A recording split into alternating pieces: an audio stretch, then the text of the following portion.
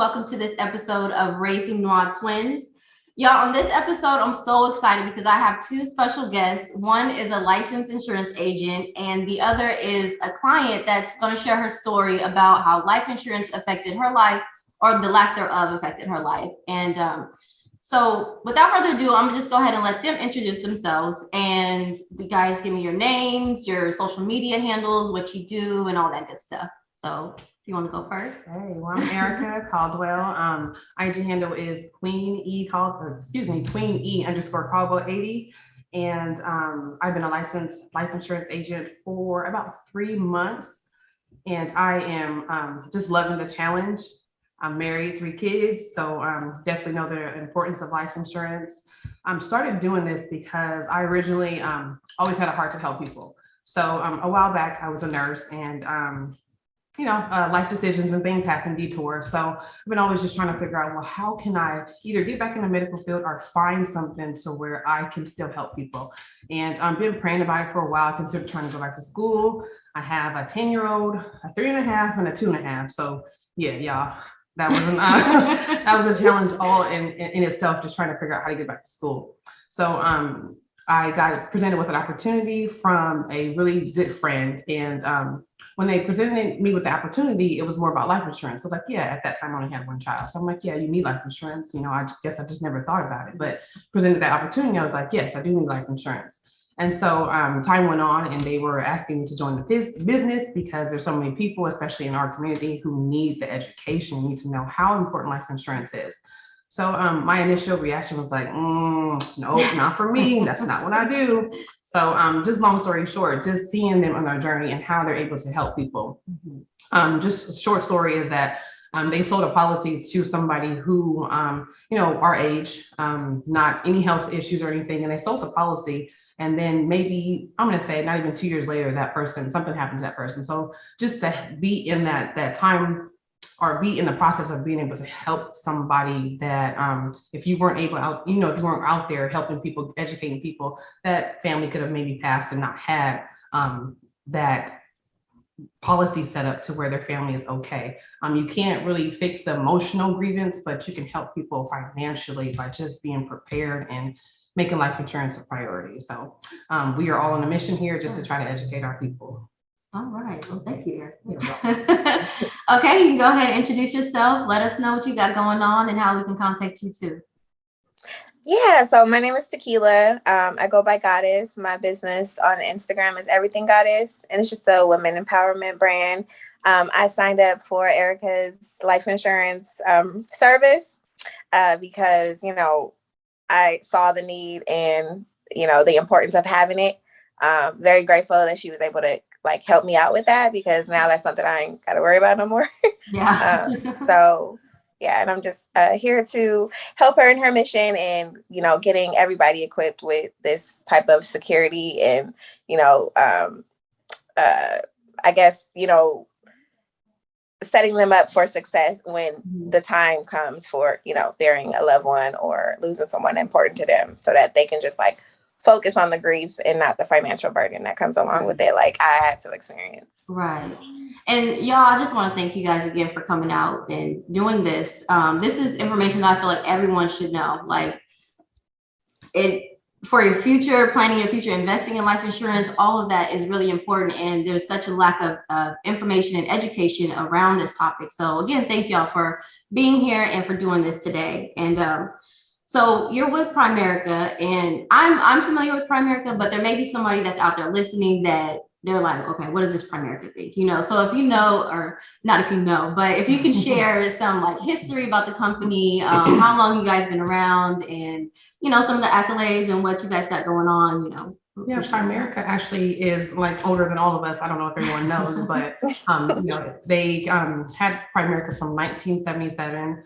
It was A.L. Williams who came up. He pretty much started this entrepreneurship kind of by himself. He went out, he was a football coach. He went out and got some of the fellow coaches, and they joined this, I guess you can say this journey to try to educate people on the importance of term life, because he had experience, I think, when he was younger, and their family had a whole life, and how that, we'll get into that later, how that works and how that did not work out for him. So he wanted to create something that was a little bit, I guess you could say more affordable for the regular people like ourselves. And also that does exactly what you need the family to do. So again, in 1977, Primerica has been out for a while. We specialize in not just life insurance. So we have we like to look at ourselves as like Amazon of financial services. We help with our bread and butter, of course, is the life insurance. And what I do like about our life insurance is because it's family oriented. If you have multiple children, you pay for your youngest one and the rest of the children ride for free until they're 25. So if you have one kid or 10, it's the same price. And that's what I love about it, because a lot of us have a lot of kids. So my situation, I pay for my youngest son, and then my two daughters ride for free. And also we have a disability rider. If you become disabled and your doctor deems you disabled, you pay your premiums for 6 months, and then Primerica will pick up the rest of it into the term that you're disabled, whether you're disabled for the rest of your life, disabled for a year, you have your premiums paid. So that's definitely something you don't have to worry about while you're trying to, rehabilitate or, deal with whatever physical challenges you have. We also have a terminally ill rider, so where if you were diagnosed with something terminal, you can file a claim. Actually, your doctor has to deem you diagnosed with that, whatever it is. You can file a claim, and then you get a certain percentage of the death benefit. So, it could be something like someone having cancer and being able to get that money and then going to one of the cancer centers and being able to sustain their life and live longer versus like, okay, well, I got cancer, I don't have any extra money for treatments, so I'm just gonna go with the flow and go when I go. But I do like that about Primerica. We also have financial services as far as mutual funds, annuities. We have we can set up people with legal protection, and also the sorry. No, it's cool. It seems like Primerica got a lot going on. Okay, I appreciate it. You know what I mean? It's not just one thing that they're offering. It's like, because sometimes maybe somebody just wants something else, and okay, maybe not, you already have life insurance, but you need the Vivid Home Care or Home Security Service or something. You know what I'm saying? We could provide that for you too. So I appreciate that. They're well-rounded. Miss Amazon, everything. So you kind of touched on it a little bit with like whole life and term. Like, what's the difference, and why do you feel like term is better, or how is it more beneficial to people that decide to get it? I feel like term is better, although it only locks you in for a certain amount. That's why it's called term. Based on your age, based on your health conditions, it's more affordable for the everyday family, the everyday community, everyday people like me and you. So with whole life, it's going to be your whole life, but it's also going to be 3 to 4 times more than just a term policy. So we're talking, a couple $100s for a family. Yeah. Sometimes most of us can't afford that. And then with the whole life, there's rules. 9 times out of 10, it's not what it seems to be. With whole life, you pay this amount for your whole life, and then you're told you have this amount that's banked up for you, kind of a savings. So you go on and you pay your premiums. Something happens to where you have to kind of take out on your savings, and so you take out, let's say, $5,000 for, I don't know, to fix your car or something like that. And so 30 to 60 days later, you get a bill. So on top of your premium, you get an extra bill, and you're like, wait a minute, like, did my premiums go up, or what happened? So you call the insurance company and say, what am I owing? Why is my bill going up? And they're saying, well, that money you borrowed, which means if you borrow, it's not your money. So they're not saving anything for you. Because you're thinking it's yours. You're thinking it's yours. Yeah, I think it was mine. If someone says, I banked up some savings in your saving account, when you pull out that money, you're not borrowing it, you're pulling out your money. So I think that sometimes it can be a little misleading. Yeah. So not only do you have to pay this loan back, but you also have an 8 to 9% interest rate. So it just seems to be more beneficial to get a term life. And of course, you want your term life, you want to outlive your policy, but just in case you don't, to pay out to your family in case something happens to you. But we also promote and advise to do investments. So you have your term life to where if you die prematurely, and then if you are putting a certain amount of money in a mutual fund, then over a period of like 35 years, if you're diligently putting in, let's say $75, you have over $300,000 in 35 years. So that can definitely start that generational wealth that we're trying to educate our people on. A lot of our people in our community, they just get enough for burial, or they just don't want their families to profit off their death. But you're like, why not? Yeah. Why not? Yeah. Like if I'm gone and my daughter gets to start her own business, she gets to pay off debt. Yeah, She gets to go buy a duplex or something like that. This is how we get the generational wealth. And I just think that our people are not, we just don't know enough about it. And we fear a lot of things that are new. So we're closed off to new ideas just because of history of not trusting things, not trusting people, not trusting our own people. So it's just, it's just getting out there and educating on getting that term and doing the investments. Yeah. And so I've come across people, and Taquila, I don't know if maybe you've come across people that say this too, but where they're like, well, I got life insurance with my job, so like I'm good. But reality is, like, are you good? Like, can you explain to us like how that's not enough? Like, even though you have it with your job, I'll let you do it because I feel like you're the expert on this, but you know what I mean? Like, why is that not enough? And why do you need to have your own separate policy outside of work? In my opinion, it isn't enough, especially when when you're grown. You got grown people's bills and you got a family, you got your house payment or whatever the case may be. A lot of times your employer it's like a group plan. So you don't really even own that policy. And it's only covered for, let's give it a benefit of doubt and say 2 times your income, your annual income. That's not enough. That's not enough. If you're just having that within that job, then once they do pay your spouse, you get a burial, pay some bills, and then your spouse is going back to work because there's no money left. So I do have that as a secondary policy because it is affordable. It's pennies on a dollar, but you also want to be properly protected. When I say properly protected, you want enough to where if something was to happen to me, I know that my kids are good for a while. My husband's good for a while. He doesn't have to bury me and then go back to work on Monday. So you just want something that you own. I control that. I can change my beneficiaries. I can increase my amount. I can decrease it. Something that you own. So that's what we say. Most of the time, your employer does not give you enough. What happens if you get fired?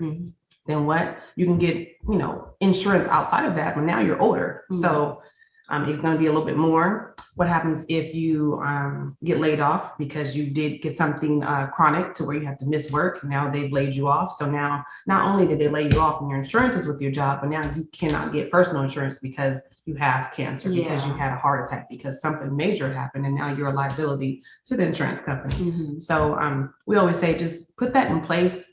Life insurance is for you when you don't need it. So when you do need it, you already have it. So definitely something outside of the job is needed because it's just not enough. And you know what's crazy is for me, and I don't know, Taquila, if you experienced this too or whatever, but I honestly wasn't even thinking about life insurance until I had my babies. And I was just like, oh my God, like as soon as I found out I was pregnant, I was like, oh my God, I gotta set up something for them. Like I went out and I started, I invested some stuff. But then even still at that point, like life insurance didn't even cross my mind. Like I just got life insurance last year for them, or for us. And I'm just like, after I did, I was like, oh, like now I can breathe. Like, okay, I feel like I'm adulting on a whole nother level. You know what I mean? But it was just like instantly. And that's crazy too, because I'm like, I done went all 30 something years of my life uninsured, like just out here living reckless. You know what I mean? No, I understand. Like for me, it took actually losing somebody before it became like evident to me, and so like luckily that it was the birth of your children, like my kids were here. I wasn't, it still wasn't evident. I'm telling you, it's like it's not until you go through it to where you're like, oh no, I need life insurance for everybody. I know. Like you call your cousin and it's right. You get covered. You get we Oprah over here now. Because like it stings and it sits with you. That's like such a heavy experience to go through that the importance of life insurance becomes completely evident to you. You don't want to put anybody through that yourself. Like you don't want to put that burden on somebody yourself or your kids, or you know what I mean? Like, oh my God, like going through that experience really makes it real for you. And so that's what happened to me. That's why I was like, sign me up now. And so since we're already kind of talking about it, if you want to go ahead and share more about your experience with your loved one, like how did that really affect you afterwards in not knowing or not having the life insurance in place and all that? Yeah. So it really started out as a misunderstanding. I wasn't aware that the burial cost wasn't taken care of already. I was actually told that it was, and so I didn't find out that it wasn't until they were already gone. Oh. And so it kind of fell on me to kind of scrounge around and get the remainder of the balance that was due for their burial. And it was just like, I'm already dealing with the fact that they're gone, just that heaviness. And then now I don't got, it was like $8,000 or something. And I just didn't have that sitting around. I had a little bit of savings that I saved for my business that I was excited about to get up and rocking. I had my son's savings, and it was just like my birthday was coming up. I was trying to turn up, it was just like, it was a whole thing. And it just showed me like, okay, one, you just never know what's really there unless you see the policy, have that conversation with your family. Like, yo, let me know what's good. Like, do you have insurance? Do you not have insurance? Like, don't have me, scrounging around for money. Yeah. My pride wouldn't let me do a GoFundMe. So it was like, okay, I'm calling relatives, I'm calling friends, people you ain't talked to. Where it's like, oh, you ain't called me in 6 years, but now you need a little change. It was just like an uncomfortable experience. It came together.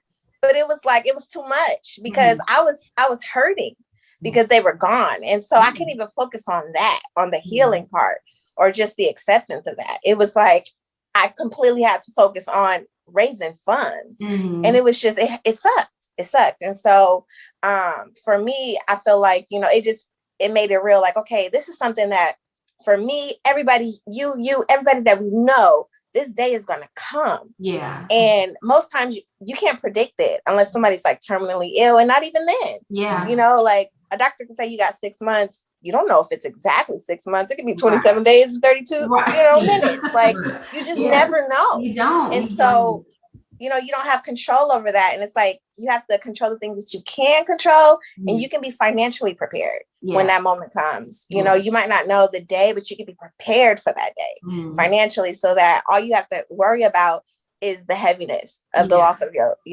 loved one. Because having both, it can make, it can take you to a dark place. I've been there.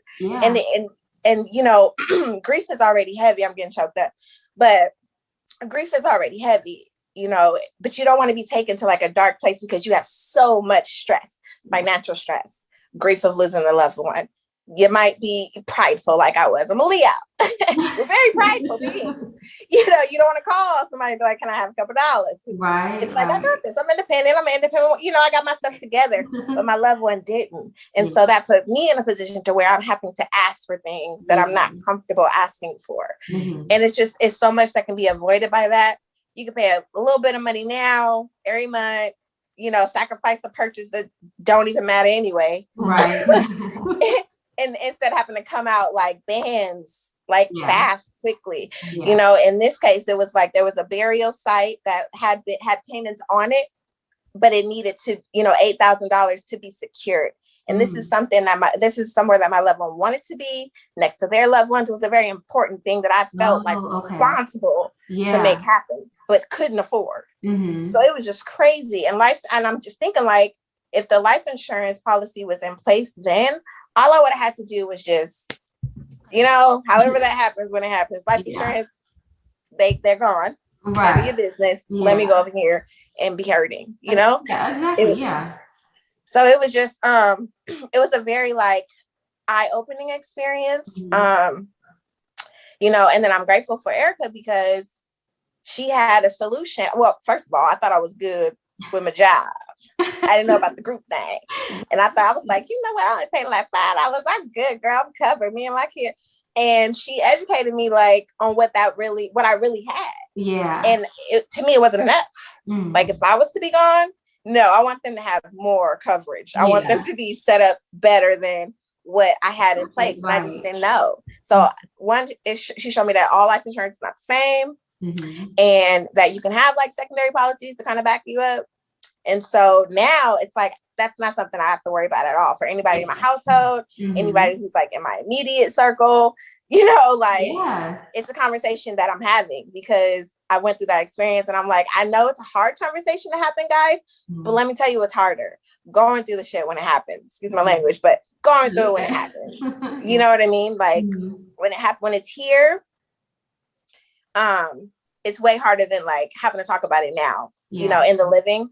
Talking about it when somebody is actually gone, it's way heavier. So I recommend everybody signing up now, sacrificing, you know, the extra little luxury purchase that you have in your life. I recommend making this a priority because, like I said, been there, done that, doesn't feel good. Yeah.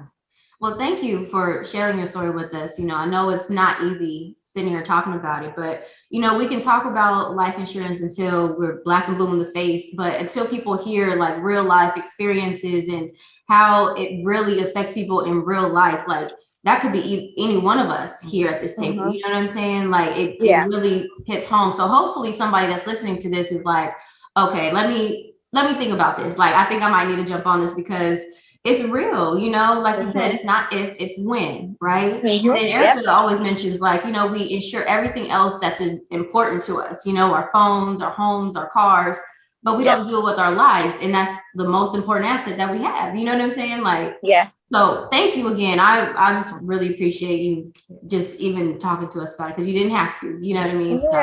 No, you know, but that's just one of those things where it's like you go through things to be a testimony for others or to prevent some other people from going through things. So I really feel like God used me as a vessel in that way. And I didn't know it then, but if even one person sees this and be like, all right, I'm signing up, I've done my job because I've saved somebody from going through that experience. And furthermore, what's horrible is the financial hole that you get put into after having to take care of somebody's expense like that, you know, it takes a while to bounce back. And, you know, like I said, I had other plans for that money, you know, and it took a while to bounce back. And it's like, why delay your plans? Why delay your life like that? Like, why put extra hardship on yourself when you don't have to? Like, it's literally, you know, what I pay now for life insurance, sheesh, what is it, like latte every day, you know what I'm saying? Right. Like, you know, it's like a latte and a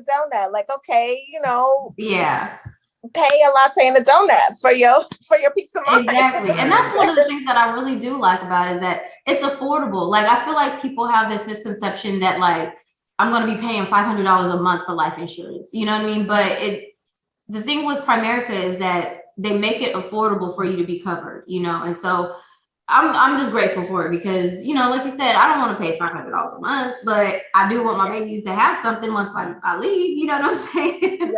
And so, I don't know, I'm just grateful for it. And I'm grateful for you ladies being here this evening with me and you spitting out all the facts and all the education that we get in tonight. So I don't know if you guys have any last remarks that you want to leave the people with. Anything, Taquila? Get your policies in place if you haven't. I'm just saying. All right. What she said, I mean, guys, it can be put off. And I know it's Christmas time. I know everybody got bills. I mean, I'm a regular person too, but materialistic things, we all want it. Is it a priority?